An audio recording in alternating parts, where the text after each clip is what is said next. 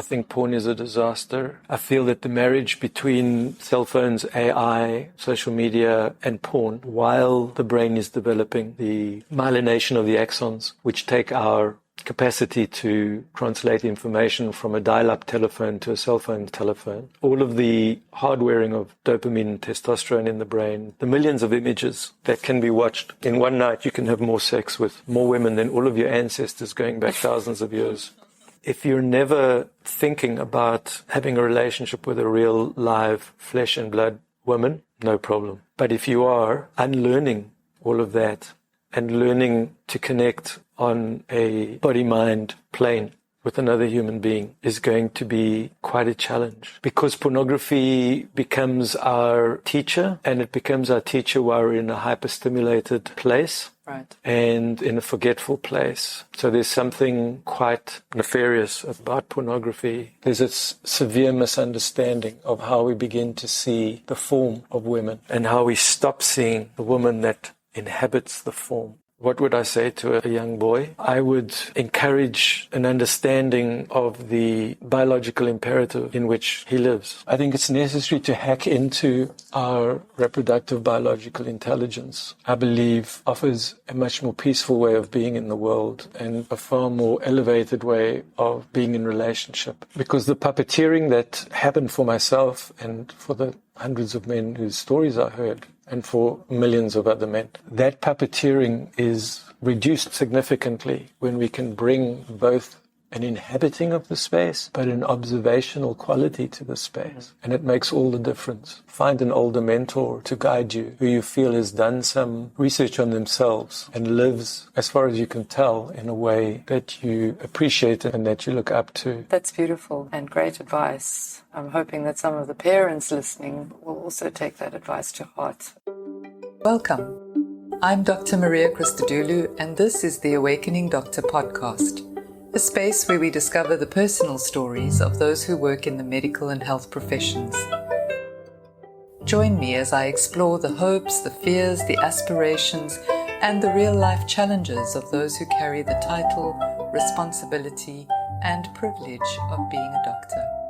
So my guest today is a dear friend and colleague and fellow edge walker, Dr. Paul Abramowitz, a man of many talents and an all-round very special human being. Paul is a specialist periodontist, has a PhD in human sexuality, is a longtime student of yoga and meditation, painter, a sculptor, a singer-songwriter, and the author of Sext, Hardwired by Nature, Evolving by Choice, a book that offers the world a new understanding and vision of male sexuality. Paul is in medical practice in Cape Town, South Africa, and offers sex and intimacy therapy to individuals and couples around the world. Welcome, Paul. It's a real privilege to have you with us today. Thank you so much, Maria. Thank you for that kind introduction. Well, it's a real privilege also to be interviewed by you, a friend and a colleague. Thank you. I so appreciate the unique gift that you bring to the medical profession and also in the work that you do. It's a platform that's long overdue, and I'm grateful that you're the one bringing it. Thank you. That's very kind of you. Also in the room with us is Amy Kay, writer and narrative coach and the producer and editor of the Awakening Doctor podcast. So welcome, Amy. Thank you. Thank you for being here today. So, Paul, you and I share a passion for a deeper exploration and inquiry into what it means to be human and to live within the sort of identities that society imposes on us in a human body, in a sexual body, and have conscious relationships. And so I know you've done a couple of podcasts recently about your research and about your book, and I would like us to talk about that because I think it offers a really fascinating insight into male sexuality. And with this particular podcast, I'd really like for us to delve a little bit deeper into your story and who the man behind the book is and what it was about your life and your journey that prompted you to do this research and share this work with the world. I've always felt that there's a profound elegance in the way that our lives are designed. In the words of your website, help us to discover the anatomy and the physiology of our awakened self. The anatomy and physiology of my awakening self, I think, became something that I was interested in from a very young age. And even though the design is elegant, it hasn't always felt very elegant at the time. I have to begin right at the beginning, which is my birthing into the body, and speak a little bit about my parents. My mother, who is a very remarkable 91-year-old, currently living in Cape Town, who comes from a very colorful family. Mm-hmm. An aunt that had tea with Picasso, and an uncle who invented grandpa headache powders. A real passionate woman for everything she's always done, including mothering. I always felt incredibly cared for and invited into a tender space by her. Was sung for many years the Tooraloo song, the Irish lullaby. And I think through her, I got the gift of painting in oils and music. Although they came also from my father's side of the family. But her passion for raising us, lip schemes and incredible sandwiches for school that everybody wanted to eat. My friend Basil was always stealing my meat sandwiches from my desk. And the kids in the neighborhood would find themselves around the kitchen table. The fridge was always full. There was a safety about the environment. There was this theme of commitment to task and presence, which I didn't realize how unique that is in parenting. She also gave me the gift of banning me from soccer for a couple of months because I had omitted to tell her about some exams I had and I hadn't studied. And at the time it was very hard, but it set the tone for me to be able to perform later at an Ivy League school, which I don't think I would have been able to do that without the ethos of taking studies very seriously. A similar kind of passion and dedication came in my experience through my dear father, who was 42 when I was born. He was a much beloved gynecologist and obstetrician and sex therapist in Cape Town. He had a huge practice, and he was out of the house a lot of the time. He was working at a time when obstetricians were going to hospitals that the patients wanted them to go to. So he would be all around the peninsula. And I would go on Sunday morning visits to Kingsbury Hospital and around the fish pond. And so there I began to get a great sense also of a deep dedication and passion and love for his patients as well, and began to understand the real privilege of the patient-doctor relationship. He was also a very tender, gentle man, and also very supportive of what it was that I was keen on exploring and keen on doing. He was very loved and very committed to his work. And through him, I think I learned to begin to think early in life how I wanted to design my life, because I'm not sure he had many other interests. And I was gathering a lot of interests early on in my life. And I was quite fearful that if I did gynae and obstetrics, I wouldn't really have a lot of time to do these other things, which I was becoming quite committed to.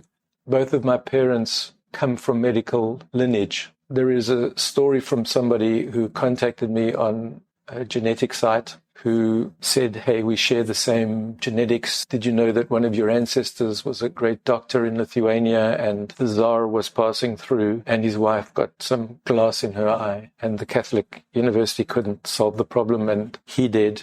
And so he was transported with his family back to Moscow with the Tsar. So there is a rich sort of familiarity with medicine and biology, and I was interested in dissecting lizards at a young age as well. So I am the youngest of three boys. My oldest brother, Joseph, is a physician and an anesthesiologist in the States. And my middle brother, David, is in finance. And I was listening to a podcast that David did. It struck me that there's some form of speaking out that also runs in our family. In the 70s, my dad was sitting in the movies at a Peter Stuyvesant advert came on, and he stood up and he said, I just want you all to know that smoking causes cancer. Wow. Of course, they all told him to shut up and sit down. Those are the days when doctors were advertising cigarettes. Yes. Joseph has written a book called Patienthood, which is about primarily around the broken medical system in America, the loss of connection with the humanity of the patient. And David is busy writing a book on passive psychopathy, aspects of psychopaths that have not been delved into. And my book is also about a conversation that hasn't really happened yet. The book came about because My father's work became clear to me at about the age of 11. I found his books in the study. I found Forum magazine. Forum magazine was the more curious aspect of, I think it was Penthouse. Heterosexual couples mostly were writing in to ask questions about predicaments, and the editor would answer them. So before puberty, I had a sense that what was coming was going to bring with it complexities. I found a picture of myself actually the other day sitting on, I think, my father's lap. If I had to read into the picture, it showed a bit of ambivalence to be here. So overall, the journey's been one of exploring meeting the world in a way that I would have hoped the world would meet me, and then finding my path. So I was born in Cape Town in 1962. My mother, Joan Sachs, born in Pretoria, physiotherapist, and my dad, Louis Julius Abramowitz, was born in Peddy in Seymour in 1921. He watched his father's farm of oranges get lost in a hailstorm and decided that medicine would be a good thing to study. He was very keen on us all getting a proper education and taking our academics very, very seriously. It's a great privilege to be a younger child. I think I spent much time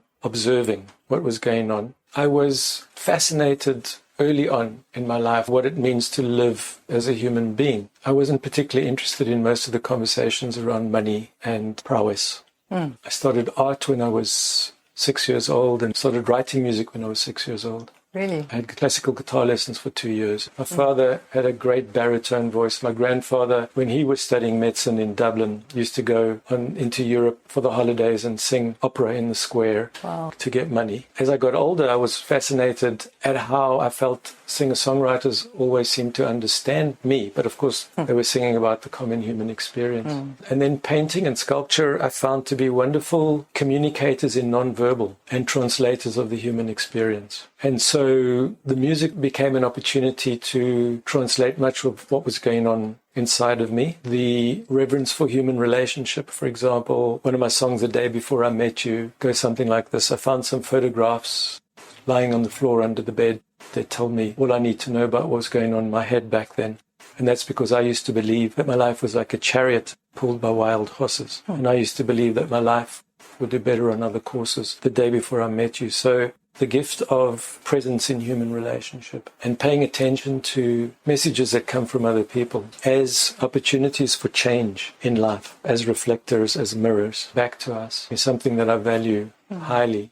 What do you think it was about your childhood or about your family of origin that those were the things you tended towards, or those were the things you were curious about? What I experienced from my family was a very sort of a practical approach to life. So more function than form. And although it was painful initially, what I realized that it gave me was an opportunity to reflect against that, because I didn't come into this life in that way. My passion was about form and intrigue and curiosity and deeper conversations. And so I felt as if I'd met a warm and nurturing but very functional environment, which allowed me in a way to see the starkness of that and then begin to find ways to amplify my own expression, and then also to find people who were of the same tribe as that.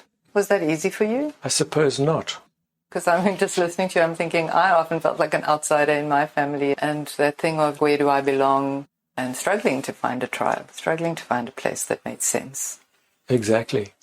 Perhaps you're also alluding to the sense of aloneness. I never really felt lonely. And part of the reason for that is I had a sense of being supported and surrounded, almost by the unseen realms in a way. When I was about 5 years old, I had an experience in the garden one day which alerted me to another sense of reality. And the best I can describe it is like putting on a virtual reality pair of goggles and actually being in this moment. The first of three awarenesses that came to me was that I was actually in a body.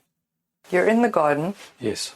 You're 5 years old. Something happens, and you feel like you're looking through a pair of 3D glasses at the world. Well, I don't know that because 3D glasses weren't there. So it's an immersion into stepping for a moment outside of this reality and into, it's not seeing a movie, it's actually being in the movie. Okay. So the sense of inhabiting a body, which in a way helped me to separate myself from my body. If you want to talk about the body in physiological sense, so separating consciousness from physiology. The second one was a sense or a knowing that this reality is one of many different realities. And I didn't really have the words for that. And then the last one was, I had a recall that I had been in a very familiar place that was, the best I can say, is unified. And I found it very odd in that moment of recalling the unified space, that what I was looking at looked all very separate, including the people. So a recall of maybe a past life, or however we want to frame it, some experience of something other than what you were witnessing here. Yes. Was it a sense of déjà vu? Like, I've been here before, I've experienced this before? Yes, not that I'd been here before, but I'd been somewhere else before, I suppose. Okay. Yes, one could express it as a sense of déjà vu. So just bear in mind that I'm 5 years old. I don't really know what's happening. And also, I'm thinking that everybody else is having this experience. Right. Or they know what I've experienced. I never told anybody, fortunately. Fortunately, I say, because I've heard people, they've had early past, pre-this life recollections, and they've told people, and it's been diminished. Right. And then so fortunately, I believed it. What do you think made 5-year-old you not tell anybody? Well, I know that it would have been received with deep skepticism. You knew that at 5 years old? I knew that. I had already gauged what's on the table. Was it a once-off experience? It was. And that was a prism that I took into my life. I never really understood how profoundly informative it was in a very nuanced way until I realized that many people don't have that experience. When did you come to that realization? Only in my 30s, when I started studying Chinese medicine. Because these insights or downloads or whatever you want to call them, each informed me in a different way. And that in fact, yes, we do see 1/10 of 1/1,000,000,000 of 1% of this reality. And you say to somebody, how much of our reality do you think you can see? They say 15%. 5%, and in fact it's 0.0034%. So then we make up all of our belief systems, our values, and all of that on the seen and heard and smelt and tasted world. I got a bit of a relief from that suffering early on in life because I had a healthy skepticism about what I was seeing, what I was hearing. I'm curious about the 5-year-old who has that insight and experience, has some deeper awareness that this information is not to be shared, even though there's an assumption that others are having the similar experience. And then you hold that private and you keep it until you're in your 30s, go through medical training, do everything that you did in that time. Yeah. And even until recently, you're looking for other people whose experience validates your own. You're surprised when you come across stories of people whose stories sound similar to yours. Yes. What do you think that's about? I didn't keep it quiet until I was 30. Okay. I realized the profundity when I started studying Chinese medicine. Okay. But I did share it with some people in my teens and a little bit later on. And it's also been very helpful in translating the dynamic between consciousness and biology as well. How did the people that you told in your teens respond? You know, I chose wisely. There were people who were open to the unseen world and they weren't related to me. That's always handy. It's funny, it reminds me now, I had an experience last year. I was walking along the promenade and it was a picture perfect day, not a cloud in the sky. I was walking with a friend. It was a little bit too perfect, and I have had that a few times, especially in Cape Town. Sometimes you have those moments where you look and it feels like you're in a painting. It feels like it's not real because it's too beautiful. But at the same time I was looking at this perfect day, the realization that there's war going on at the exact same time on the other side of the world. And just that thing in your brain that goes, how is this possible? Like, which reality am I in? Because there's so many different realities at the same time. It felt like a virtual reality.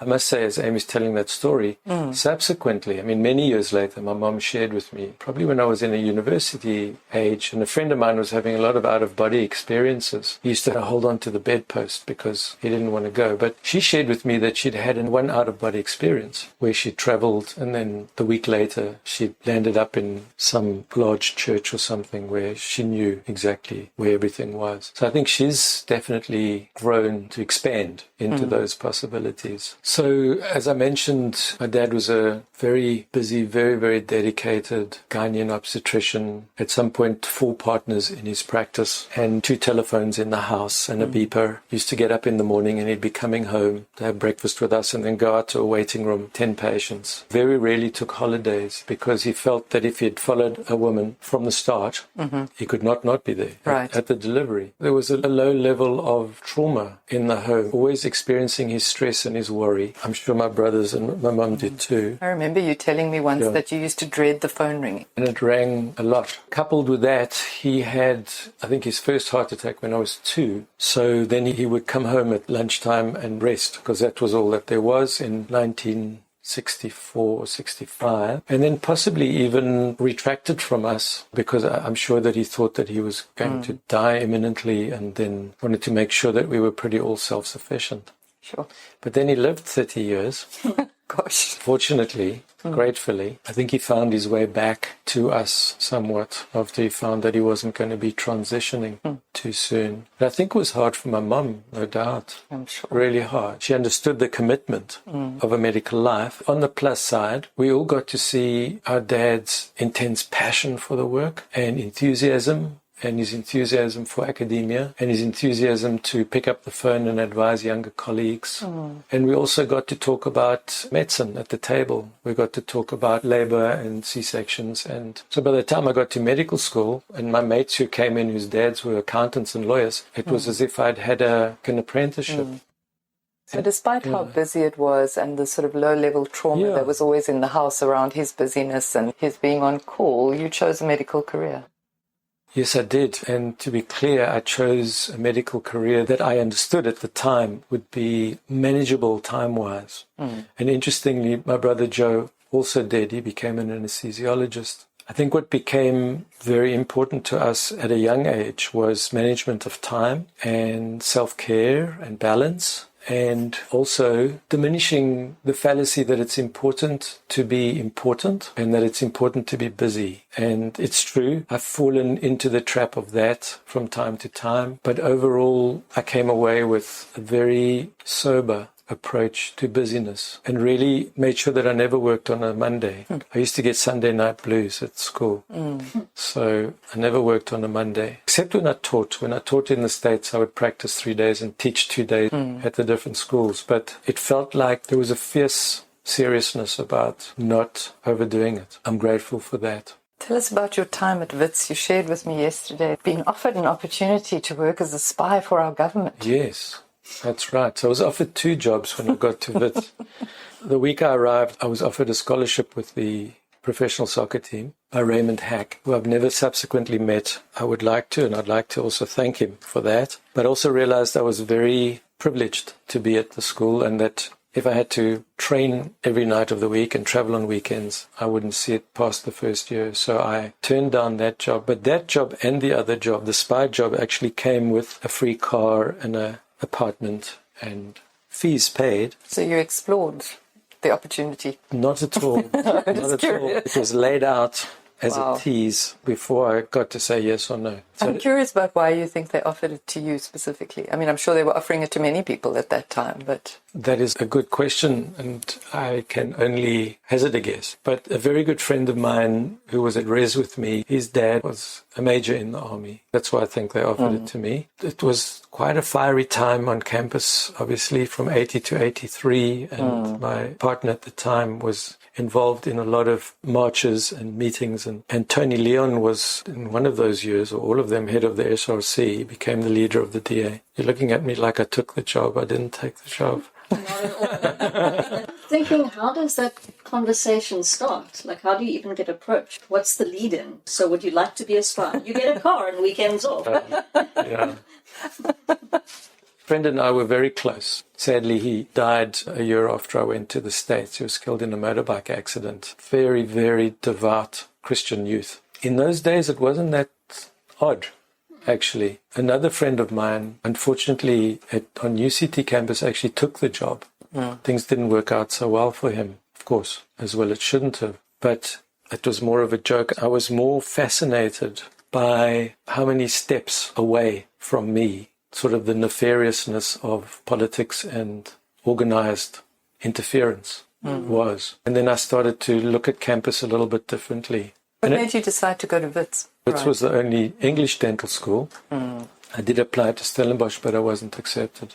I've always wondered why UCT doesn't have a dental, or never had a dental school. That was strange. I did enjoy my time at Wits. Wits seemed to be a stepping stone emotionally for managing the trip to the States. I transferred after 4 years at Wits. And I suppose, having witnessed the delay of return of my brother from Angola in 1975 and the trauma affiliated with that and that he experienced, and the other guys who came back who weren't allowed to talk about what was going on. When you say delayed return, was he... So he was in for a year or something, or 18 months, and then they switched it up to 2 years. Oh, right. Yes, I remember when that happened. At that point in time. So that, together with the fact that my oldest brother Joe had already left for Canada and was specializing, and also the offer to spy was like a triad of no-brainers in making the decision to go.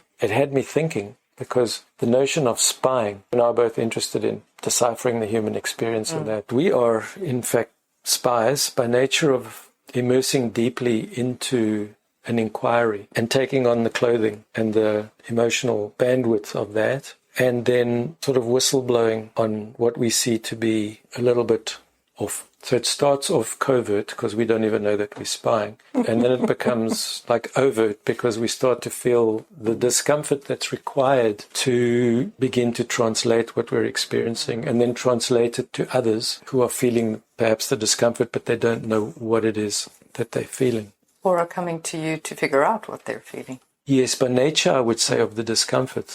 Yes, or coming to you. It did evoke images of Matahari and such like. So when you think about a spy, what are the images that come to mind for you? James Bond. Ah, okay. I find it fascinating that even in the act of self-discovery, there are, of course, the parts of ourselves that remain hidden, that are waiting to be found, that require the sort of techniques of spying. I suppose spying has been given a bad rap. Well, in the context in which it was offered to you as a job opportunity. That's for sure. Sorry, yes, I'd left that behind. How sensitized were you to the race issue as a child in this country before you left? I mean, I know the time at Wits was probably quite consciousness awakening, but what about your early childhood? So I was very blessed as a 2-year-old to be spending a lot of time with my best friend's nanny, housekeeper Nellie, who was a remarkable woman and taught me certainly, a lot of my first exposure to, of course, words I didn't have at the time, but integrity, accountability, warmth, kindness, friendliness. So that's where my primary neuronal setting got embedded.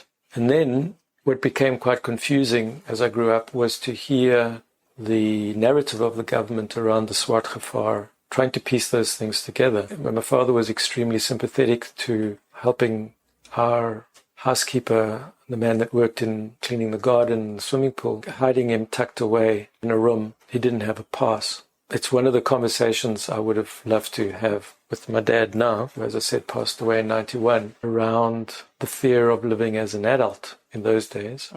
And also I know much of his patient load was also what used to be called non-white. He had a great love for these people who were being treated less than. It was definitely one of the drivers that brought me back to South Africa. I was keenly interested in how, as a child, I could have gotten so toxically infiltrated by a narrative of a government. Wanted to come back here and do my own work around race, which I had the great privilege to do. I mean, it fascinated me in America that the Native American narrative has been more or less squashed. And on top of that, they call their sports teams by their names, the Washington Redskins. It was kind of dystopian to me. It was extremely weird. America was a great privilege academically. It was being exposed to professors and students of the highest, having teaching opportunities in associate professorships, assistant professorships. But also there, I saw some of the folly of academia and the politics, and also made a decision not to follow a life of academia. Did you ever regret that? Not at all. It may be something I turn to in my third chapter. It probably won't be dentistry. It might be something in the humanities, because I really love teaching, but not in an institution. I want to come back to the race conversation just briefly, partly because we have talked about race with other guests in the past, and more in the context of being on the other side of the spectrum. And when you shared your story about your housekeeper, I remember as a child, Lizzie, our housekeeper, hiding under the laundry basin whilst two policemen rang the doorbell. She also didn't have a pass, and she was in Port Elizabeth illegally from the Transkei. And I was quite young, I must have been 3 or 4, but I remember my mother's fear as she answered the door, and then these two strapping young white Afrikaans policemen at the door. And knowing that my mother was lying, and her relief when she shut the door, and kind of knowing that there was something not okay about what had just happened, but also squashing that thing of just then going on about our lives as though it were normal. Lizzie comes out of the laundry room and carries on working as a domestic worker in the home. We know that it's not okay. We just part of the system that perpetuates all of this. And certainly as a child, I don't think it even occurred to me that I might be able to do something about it. Right. So I think that's the interesting thing that happens. It's just taken as a given. And my parents, certainly being immigrants, they were going to obey all the rules of the country and be good citizens so that they didn't get into trouble. So it was a really interesting time, which then came back for me when I went to Stellenbosch University and found myself really struggling to fit in the Afrikaans environment of that time. And only much later linking it to that early association of authority and power with Afrikaans men and danger. And women having to hide away. When I listen to you and I think about the time you were at university and the decision to leave, which was informed by the politics of the time, informed by your brother's experience in Angola, and then the fact that you had this opportunity to go to the US and the white privilege that implies in and of itself. Right. And I know that subsequently you've got involved in men's work and consciousness work, and that race conversations have been a key theme of that work in your life. When you look back on that time as a white man, what are your reflections on what it meant for you to be a white man growing up in this country and having the opportunities that you did whilst other people were being marginalized and oppressed? It's a mixed bag of things. There's shame associated with that, and there's sadness associated with that, and there's remorse. There's nothing much you can do as a child. And then on the other hand, if there is in fact another hand at all, there's the intention to be aware of the privilege of it under strained circumstances and to pay it forward in any way possible, because the nefarious nature of normalizing while we were growing up, which I think you're alluding to, which I'm sure is a human condition. It seems like it requires for us as human beings another level of awareness when we're in those places. If the adults are going on with it and as if it's all okay, there might be less of a tendency for a child to look beyond. I would like to think that it's a piece of awareness that all white South Africans have, even if they're living overseas. I'm not so sure that's the case, really. And it's really the wound of that, for me, was very directly correlated to the reason that I wanted to come back here and hoped for opportunity. And in fact, one of my mentors, James McCleary from Chicago, whom you know, came to me and invited me to start a white man's circle, which we did in the men's group. And for many years became the place where the race conversation for white men took place. And the black men had their circle, and I think it was a very powerful space of healing for both groups. And from those places we were better able to find meeting ground. And part of the ethos of that led, I think, also to you and I sitting in circle, which is a very beautiful way of working and healing. You've talked about your time in the US as the Vietnam of your life. Some of that has to do with how I found myself after coming back from the States, which is in a sort of a subtle state of post-traumatic stress. And some of it has to do with actual, what I call the tour of duty, which is because in many ways, aside from profound, almost second to none opportunity academically, I found the culture to be hard. It was hard for me. I found that my friends were South Americans, French, Italian people, and their friends were also, it's probably how they talk about emigrating to Cape Town. It's difficult to break in. But it seemed to be something a little bit more than that. In the States, it seemed like the interests and the humanity was clearly not what we were all looking for. When I asked one of my students, Fabio from Italy, if he graduated, will you be looking for a job in the States? He looked at me like I was nuts. He said, I'm going home. And that was helpful for me to also think about going home. And going home was not where people were going who had immigrated. 1993, it was before Nelson Mandela came back. People were moving in the other direction. Certainly white people were. Because I feel like I held on to the nature of myself and didn't yield to the glitz and the money and the opportunity for fame that America offers. It just became more and more starkly clear it wasn't going to be where I was going to live out my life. And it also became clear that the qualitative nature of South Africans is so different in such a deep way of being kind and present and interested in other people that it eventually became a bit of a no-brainer for me. Many of us as South African doctors often had patients ask us, do you South African doctors actually have workshops in bedside manner for your patient? What do you think it was about yourself and your group of friends that I imagine that there are other people who found themselves in that environment and loved it and thrived and wanted that capitalist success that was being embodied there, and certainly the academic path that was being mapped out for you and the offers to do fellowships. And what was it about that whole experience for you that made you go, no, not for me? It didn't really resonate with the way of life that I saw myself living, to the degree that I was seeking a less fast, less financially driven expression in the world. And I think there's also something about being an immigrant, and certain countries are very warmly integrated. I didn't really find that about America, but it also helped me to land very squarely back in South Africa. How many generations of your family were born in South Africa? My parents were born in South Africa, and my grandparents were born in Lithuania. The reason I ask is because, again, my own experience has been that my family always felt like we didn't quite belong here either. We no longer belonged in Cyprus. My parents had immigrated. We were all born here. But here we were the Greeks, and in Cyprus we were the South Africans. So it's always this feeling of nowhere is really home. Even though in my mind and heart South Africa was home, I didn't always feel like I belonged in the environments I was finding myself in because people perceived me to be different. I know you've said to me before that dentistry is the poorer second cousin of medicine. Tell us about that. Well, it certainly felt that way. The medical students, I think, thought we were all people who couldn't get into medicine, which might have been true for some of us. It wasn't what I would have chosen and didn't choose.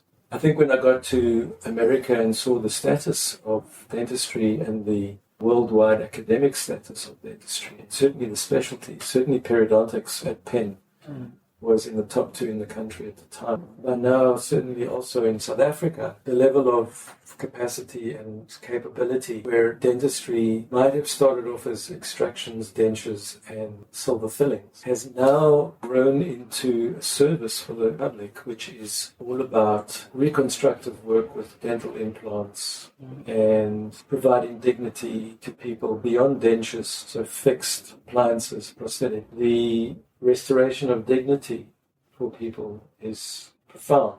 I think that's been the trajectory of dentistry, and now with artificial intelligence and the amalgamation of surgery, it continues to change, and the materials continue to improve as well, which is another wonderful thing about dentistry. I know you've listened to some of our previous podcast conversations, and so you would know that a lot of the other colleagues have spoken about trials and tribulations of their time at medical school and the burnout and everything else that goes along with working in the medical profession. Was that in any way your experience, or did you really manage to stay true to that part of you that knew balance was important? I believe that I did. I believe that I had. There may have been times in America where I might have felt burnt out when I was really working or teaching 2 days a week.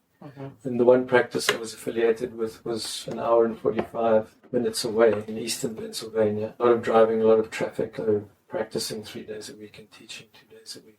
I think when I came back to South Africa, I made a contract with myself to remember the constitution of my father and also be true to self-care and balance. I was finishing my specializing in the States. Why periodontics? It's a great question. The sense I had at the age of 14 or 15, which is when we have to start picking our subjects, right? Science, biology, and maths for medical school. The sense I had was I love working with my hands. I was already sculpting at that point. I love medicine.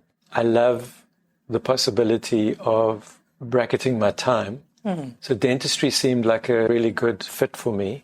I also have to say I was more dedicated to my soccer and athletics at school than my academia. And I was, to my mind, quite lucky to get accepted to WITS. Once I got into university and I was doing what I really loved, which was concentrating on the sciences, I then began to find myself more towards the top of the class, which is opposite to where I found myself during school. So despite the fact that I had these other interests, I knew for some reason, I don't know why, I knew I had to go through medical school training. And as it turns out, when we began talking about how did the book come about, the elegance of the design sort of became clearer to me. I needed to have the opportunity to dissect the body. I had to understand physiology, anatomy, chemistry, biochemistry. I had to understand all of that at a very deep level in order to translate the intersection of consciousness and biology, or shall I say translate it for the reader, which I hope that I do. I felt that there was work that I needed to do, and I could only do it here. Part of it was to try and understand what happened to the little boy who grew up in the apartheid system, and I wanted to continue honest conversations about race, which I felt at the time the Americans were not having. Right. I was excited to go to America. I'd read Newsweek and Time magazine, but when I got there, I felt that I'd landed somewhere else, not who Newsweek and Time magazine were writing about. And I also learned a lot about extreme capitalism and the takeover of the human mind. When a good day is a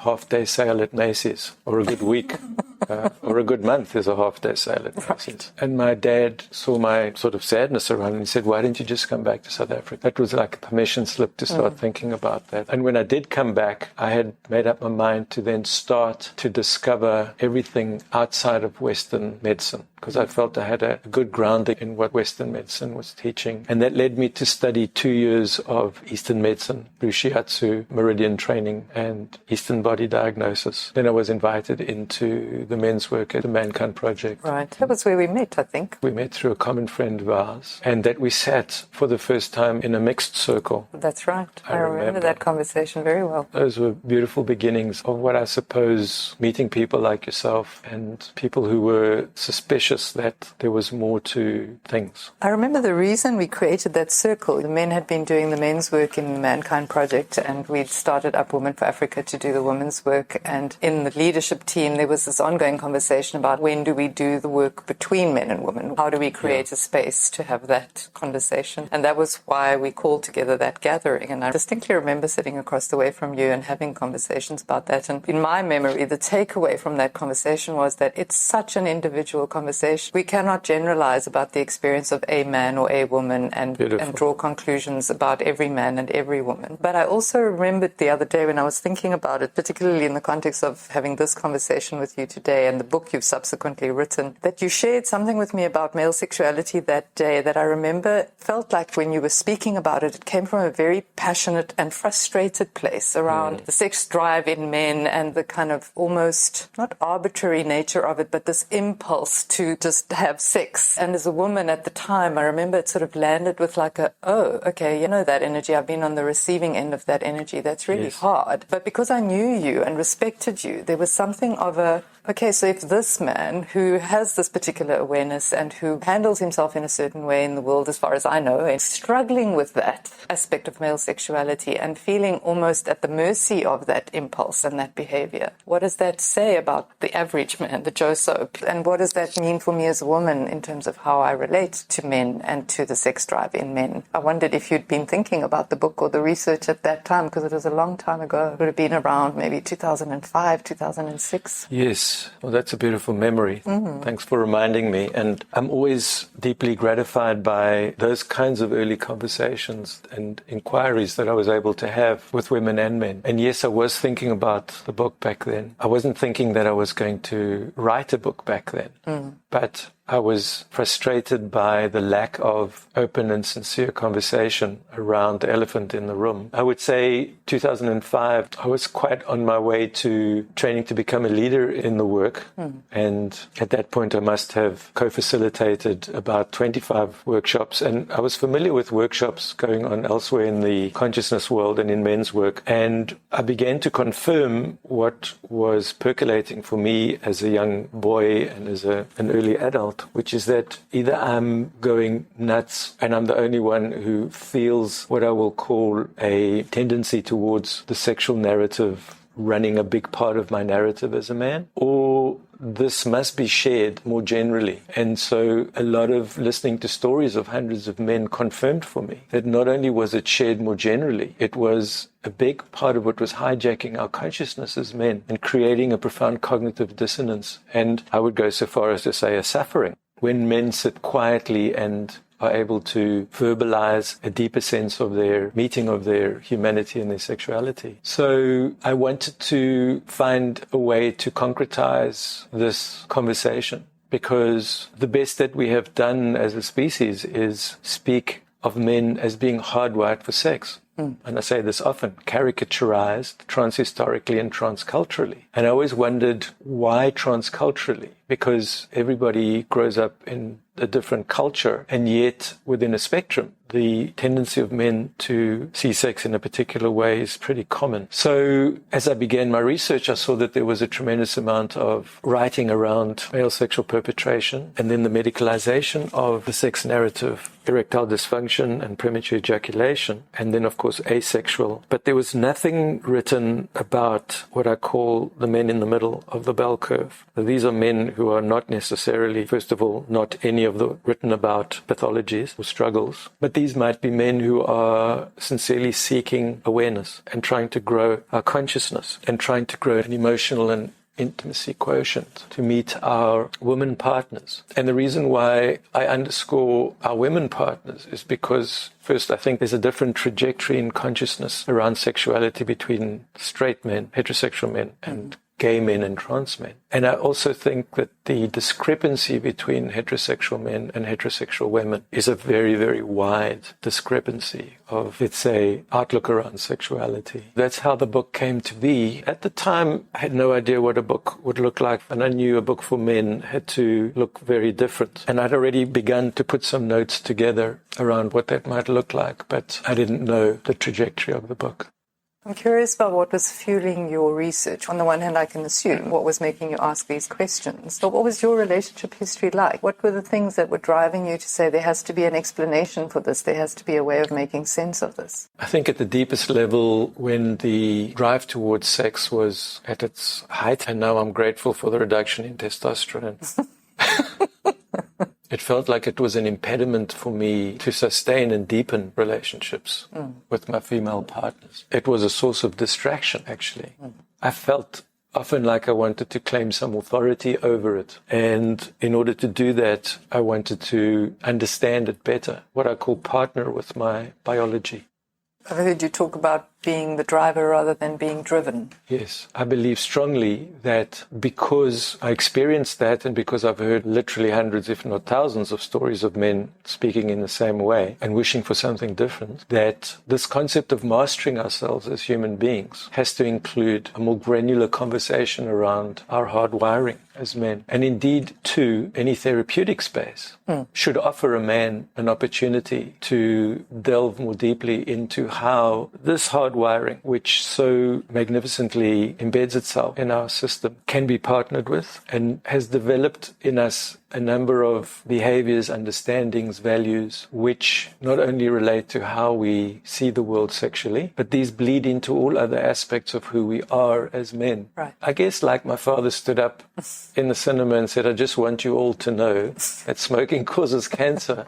Maybe in a way I'm saying too, I really would like you to know that if you're going to have the passion to explore intimacy with your woman, and explore intimacy with yourself, the bread and butter type therapy that's offered to us through the West is a step in the right direction. Right. But without this particular crucial exploration, there's a profound landing that can never really happen. Right. In, as you say, the authentic self. I will be, and perhaps you will be too, the lesser for it in how we share ourselves in the intimate space. How has it been for you now that you've written the book? How have your findings and your understanding changed you and changed your relationships? It was necessary for me to go through my own process in order to write the book. And also it was very powerful and useful to be for the first time in a prolonged therapy space in 2008 to 2012 while I was thinking into the space. And I feel very blessed also to be in a partnership with Karina, who's a remarkable woman who's also interested in the discovery of the human experience in a profound way. So that's been quite a magical unbinding of the spiral. And a lot of men in the therapy space, in working through this trajectory of coming to understand the partnership with the body and being puppeteered less, have really felt this redemptive place in themselves, a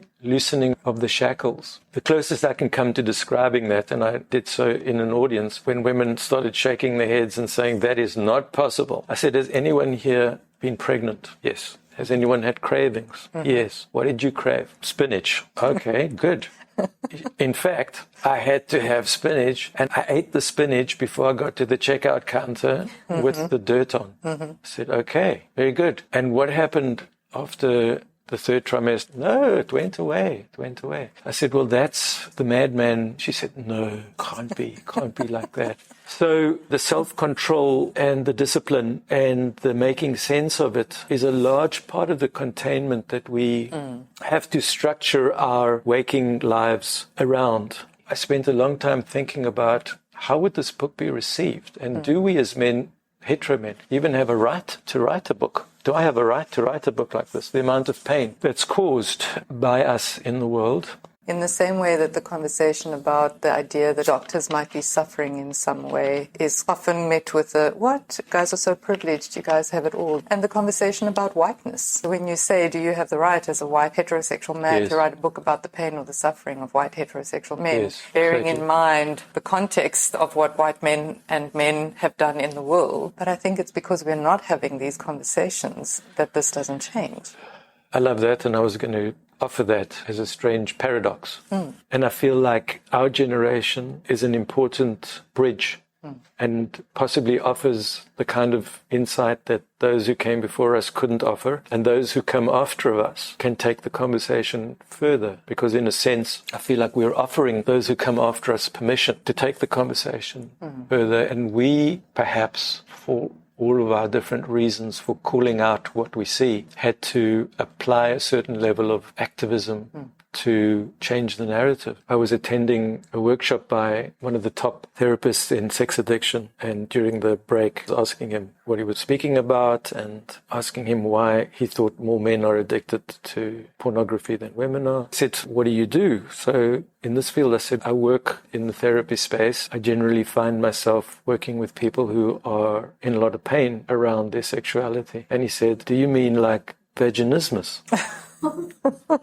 It's actually not funny. I think that's why the book starts far back in the conversation. Did you learn anything about sex and sexuality at medical school? Did you learn anything about sex and sexuality? Nothing at all, not that I can recall. And if we did, it was around things like vaginismus or premature ejaculation. In fact, I don't even think premature ejaculation ever came up. And masturbation certainly didn't. Good Stellenbosch Afrikaans University, we weren't going to be talking about things like that. Medical school did nothing to prepare me for those conversations, never mind the bigger, broader conversations about men who were struggling with sexual addiction or who were dealing with intimacy issues. I wonder also, Paul, I've found in getting doctors to talk about their own vulnerability and humanity, is that it takes time to get to that place of being ready to share. And if I think about where you came from and then this early exposure to topics of sex and sexuality in a way that maybe many young boys don't have. You had access to Forum magazine. Your father was a sex therapist. He was talking about women delivering babies. And so that conversation was in the home. And then you did this consciousness work with men. There was a lot of talk in those groups, I know, not only about sexuality, but more so about race and about manhood, in talking about building a bridge for these conversations to be had. Before one can have that conversation, maybe there's some other conversations that need to be had that allow for some vulnerabilities, some way to expose oneself in a sense and be seen and met, not judged, not shamed, not humiliated, not criticized. Like, to what extent do you believe that that early childhood exposure and then the work that you did in those men's groups over, 14, 15 years made it possible for you to sit here now and have this kind of conversation about male sexuality? Well, everything. Exactly. I was asked a question on a recent podcast because the book took 10 years to write. Was there a time when you didn't feel like it and you just said to hell with it, which isn't what she said? And I said, yes, there was time when I was less enthusiastic, but it felt like I didn't have a choice in a good way, because I looked for a book like this and I couldn't find it. And I know other men and women have looked for a book like this. And I think it's similar for the work that you're doing. I mean, my father would have benefited dearly from being able to sit in session with you and probably would have seen more of him. And I would have had the privilege of having more time. This concept of, you said, but you doctors are privileged, this notion that we should be allowed to thrive should become a popular notion, I believe. And the work that you're doing is inviting us into that place, because well-being is a rather mundane word. It's not good enough. And many of us who are in the profession went into the profession not just because we love biology and physiology and anatomy, not just because we're fascinated with the systems in the body, but we're interested in the humanities. And perhaps it is necessary to experience burnout once, just to... Or more than once. Just to have a touchstone of how it mustn't be, and then have a craft person like yourself come and show how it can be. I'm almost 40 years in the profession. There's no doubt that we are better for our patients when we're better for ourselves. Do you think that it's important to have both phenomenal sex and really bad sex to be able to understand both sides? So that's a fantastic question. There are people who've only had wonderful experiences.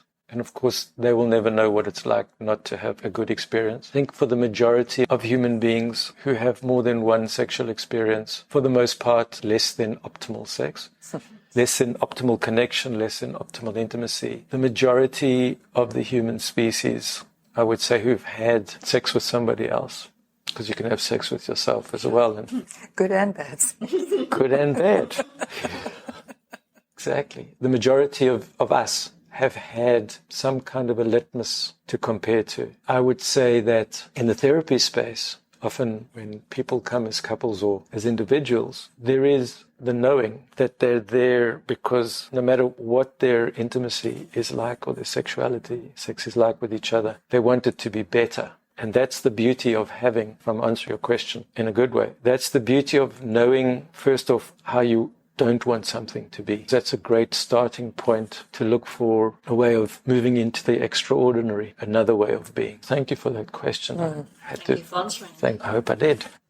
So what would you say to a young adolescent man just beginning to enter that phase of life where the testosterone is starting to surge and the noticing of women becomes more real for them, and they're surrounded by porn, they're surrounded by all the things that society kind of makes available in the fast food sex world? How do they stay centered in themselves in this journey? Beautiful question, Maria. I think porn is a disaster. I feel that the marriage between cell phones, AI, social media, and porn, while the brain is developing, the myelination of the axons, which take our capacity to translate information from a dial-up telephone to a cell phone telephone, all of the hardwiring of dopamine and testosterone in the brain, the millions of images that can be watched. In one night, you can have more sex with more women than all of your ancestors going back thousands of years.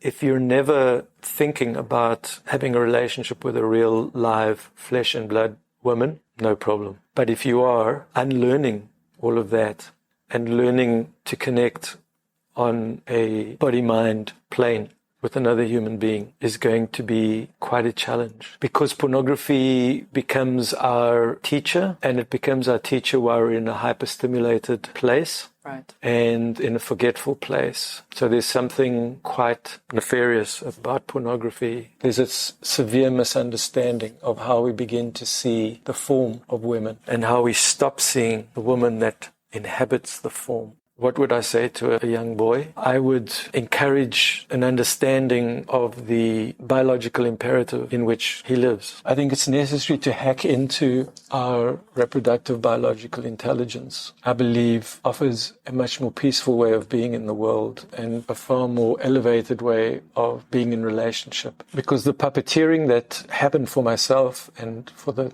hundreds of men whose stories I heard, and for millions of other men, that puppeteering is reduced significantly when we can bring both an inhabiting of the space, but an observational quality to the space. And it makes all the difference. Find an older mentor to guide you, who you feel has done some research on themselves and lives, as far as you can tell, in a way that you appreciate and that you look up to. That's beautiful and great advice. I'm hoping that some of the parents listening will also take that advice to heart. And what keeps popping to mind is my own 18-year-old nephew, who's kind of in the throes of that stage of life, and how the nurturer in me wants to protect him from some of the stuff you're talking about, but also recognizes that in the relationship that I have with him, even as his aunt, I have an opportunity to model something different. Beautiful. And to have different conversations. One of the reasons why I thought I better not write this book is because people might think I'm using biology as an excuse for men's behavior. It's far more nuanced than that. Yeah. It's not an excuse for our behavior. It's merely to provide a deeper understanding of how our behavior comes about, what constructs our behavior, and what we can do about it to reclaim ourselves as men.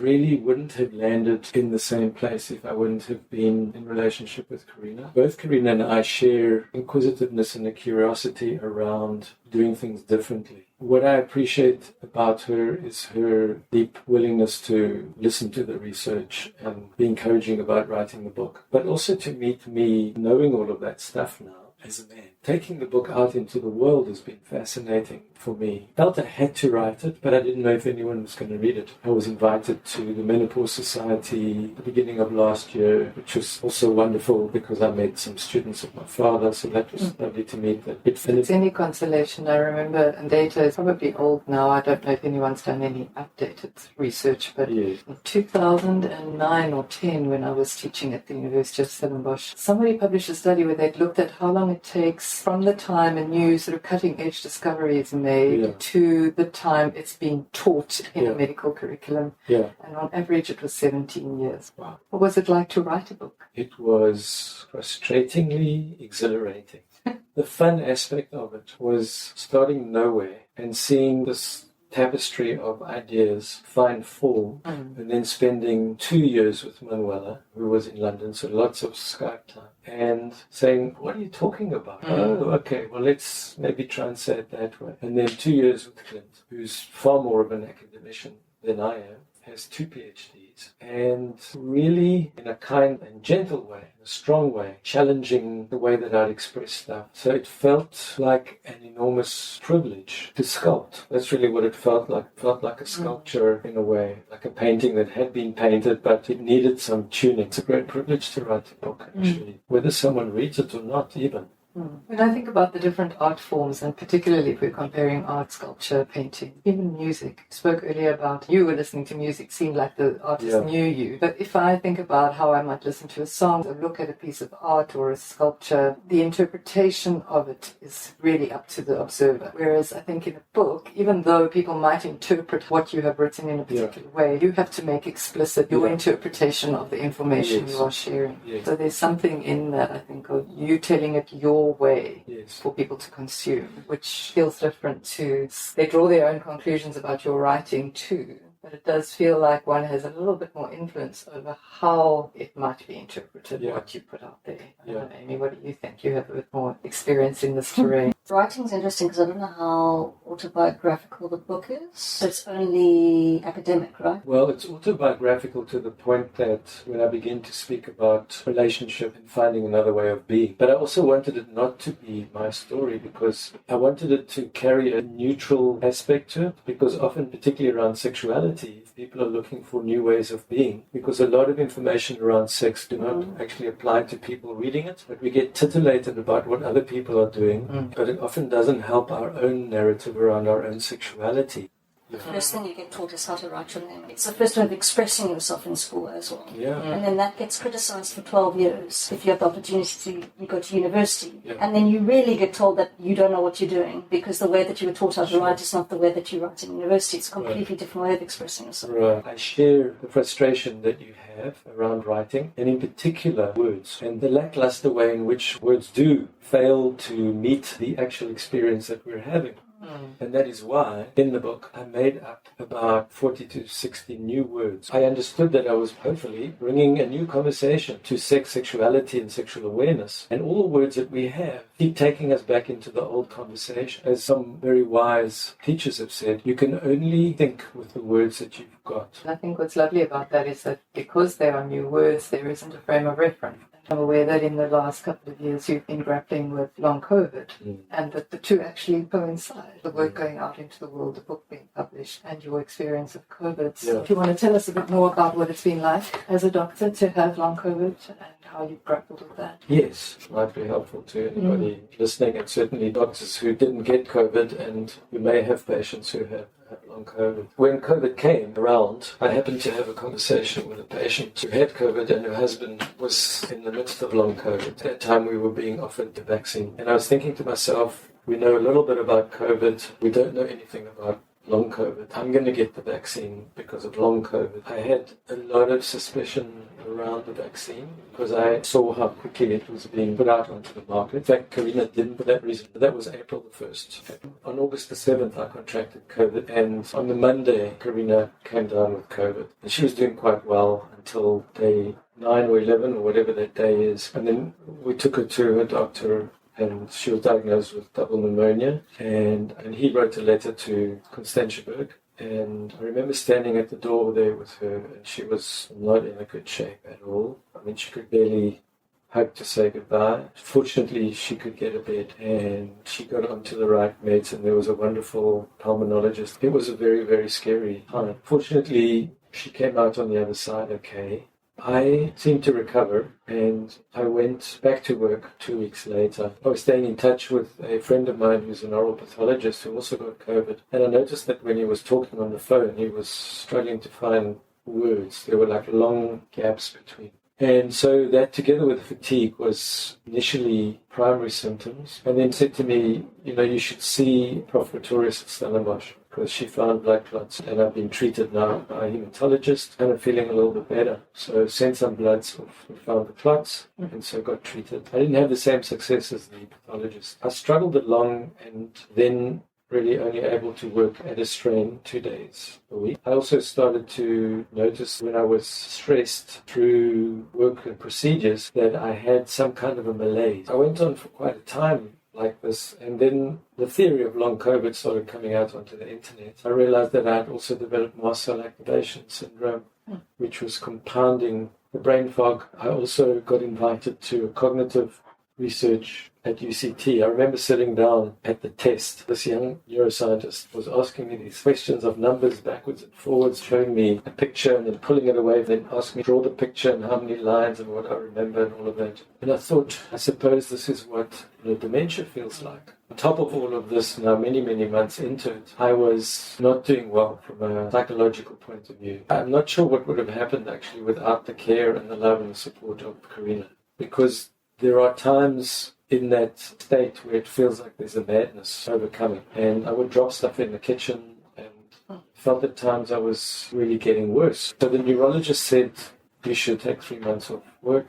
I took the 3 months off, started paying more attention to my body, also started to learn about mast cell activation syndrome. But I wasn't getting much better. I remember going back to work last year this time and thinking, I'm not really better yet. And then a common friend of ours who also got long COVID, who's just gotten COVID for the 5th time, suggested that I go and see a vector-borne disease doctor, because he thought maybe the COVID had activated Lyme disease. I also saw an EMF doctor who works at the level of the mitochondria, helps fatigue. So we sent my blood for South African blood tests, and she said your natural killer cells are far too low. So we sent it to Vibrant Labs in America, and it came back with, according to her, 6 or 7 different species she said she hadn't seen before. And so I also developed SIBO. That was another complexity. The POTS was also confirmed with a heart Holter by my cardiologist. People who don't know what POTS is, postural orthostatic tachycardia. Which in layman's terms means? Means that when you go from the supine position and you stand up, From lying down to lying down, sorry, lying down. Thank you. Supine is not a pine forest. When you stand up, your heart rate goes, it should go up in order to help the circulation pump vertically instead of horizontally, but it goes up and it stays up. So it might go up from 70 to 80 or 90, but when it goes up to 120 or 130 and it stays there, it means that the regulation system of the body is not bringing it down. So there's dizziness associated with it, sometimes confusion in that dizzy state. I was then treated for the SIBO, a whole number of other things before we got on to the treatment of the Lyme disease. And then was advised to start disulfiram, which is antabuse, which you begin at 25 milligrams and you move up to 400 milligrams. It has a lot of side effects. One of them being something called a Herxheimer response, which means that when the bacteria are being killed, there is a release of toxins into the blood. And that creates headaches and dizziness and quite a wide range of things. In actual fact, it feels like a hangover. So you have to wait for that hangover to pass from that dose, and then you go on to the next hangover from the next dose. You also can't use any products that have got alcohol in them. So shaving cream, suntan lotion, and you certainly can't drink alcohol because it makes you feel sick. That's kind of where I am at the moment, Maria and Amy. I'm in a wait-and-see research state. I understand fully how some people with long COVID have suicided without proper support and proper information. Grateful that there is now a lot of interest in what long COVID is. It makes me sad and angry for people to say that COVID was a nonsense thing. My hope is to come out of this. And my hope is also that it brings something to medical science that's a tangent to this around understanding virology and the multi-systems of the body and the complexities and the gifts that other treatments can offer. And I've subsequently bought a infrared and EMF mat, which has been very, very helpful. And so many stories and patients who have long COVID have hit walls and how it's profoundly changed their life quality. Gosh, Paul, I'm sorry that's been your experience. If you had to ask me what it taught me, it's taught me gratitude for whatever state of health I have. It's given me a greater depth of appreciation of relationships. It has amplified my kindness, I hope. Always foster a keen sense of presence, because that's really all we have.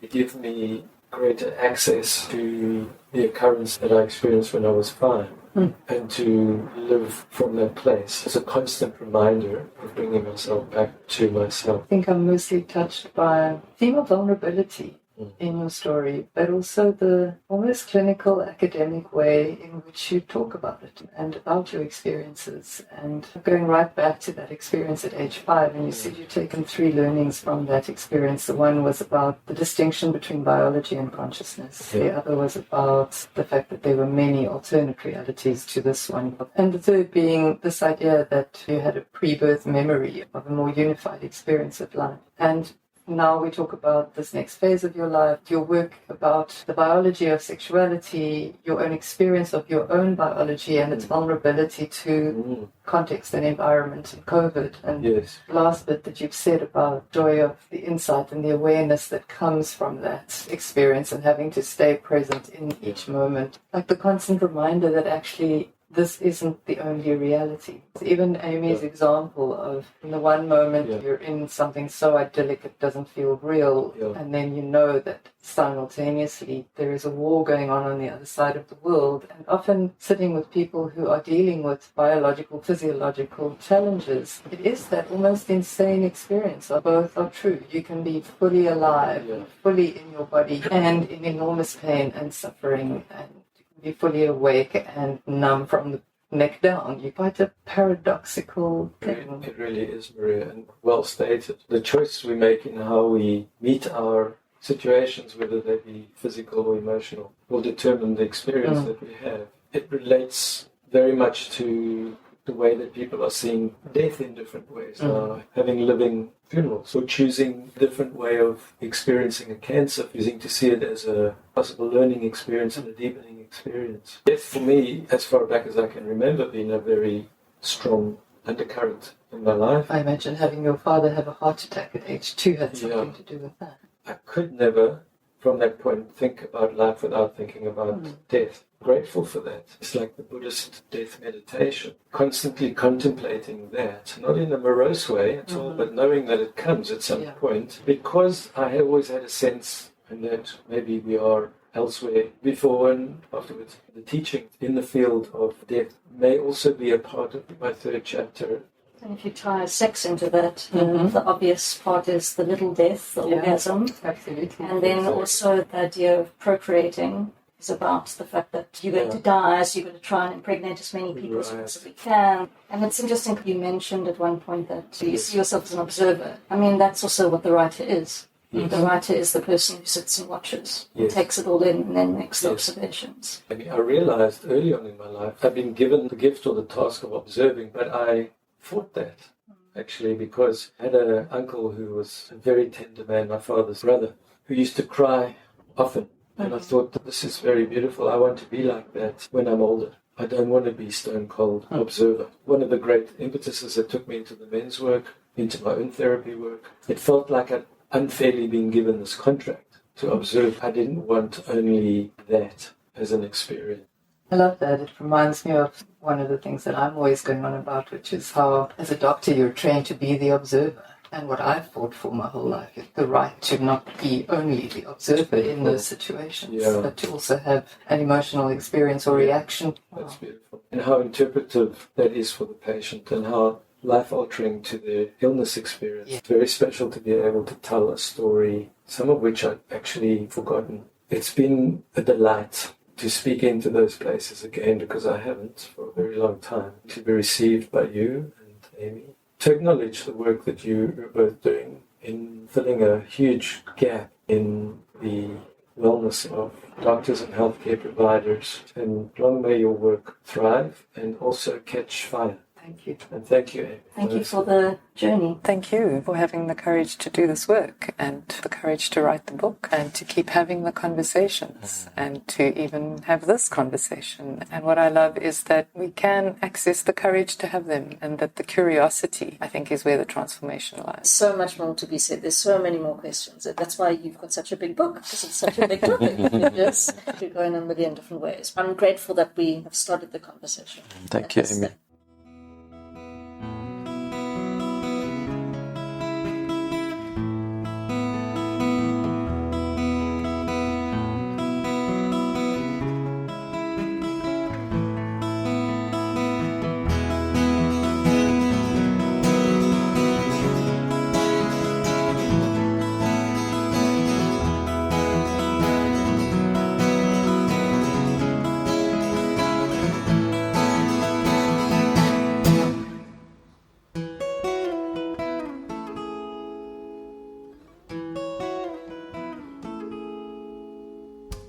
I found some photographs lying on the floor under my bed.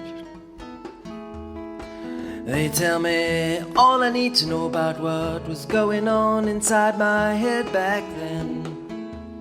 And that's because I used to believe that my life was like a chariot pulled by wild horses. And I used to believe that the race that I was running would do better in other courses.